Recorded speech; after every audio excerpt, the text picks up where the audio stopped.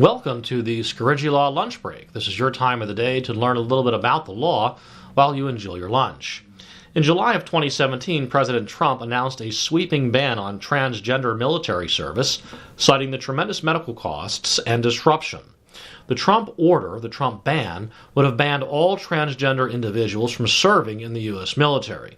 The Trump order reversed former President Barack Obama's policy of allowing men and women to determine their own gender and to receive taxpayer funding for sex reassignment surgery. Now, the Trump ban has never gone into effect because, naturally, as soon as it was announced, the Trump administration was immediately sued by the transgender rights organizations, and lower courts imposed injunctions on the implementation of the Trump ban.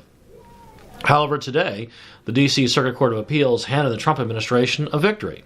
According to the Court of Appeals, the Trump ban, as revised in what is referred to as the Mattis Plan, can stay in effect pending resolution of the underlying lawsuit.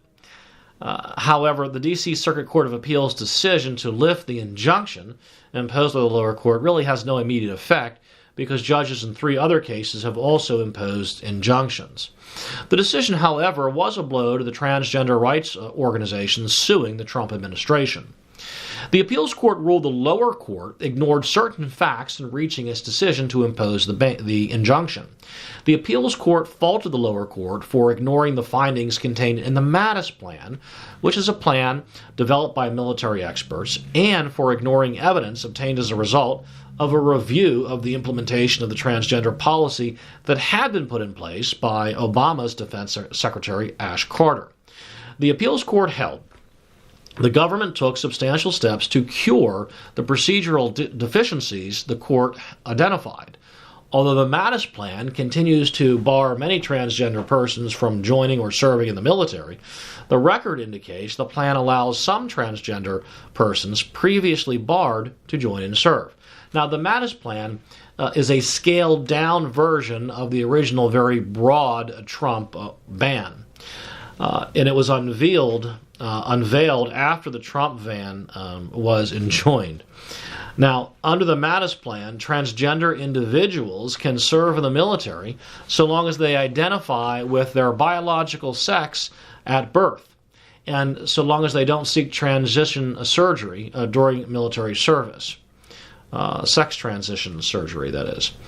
Under the Mattis Plan, about 900 transgender individuals who are already serving openly, and for others who would serve in accordance with their birth sex, well, they are permitted to remain in the military. That's the scaled-down Mattis Plan. Now, the plaintiff in this case, the National Center for Lesbian Rights, and also the GLBTQ legal advocates and defenders, they vowed to keep fighting the Trump transgender ban.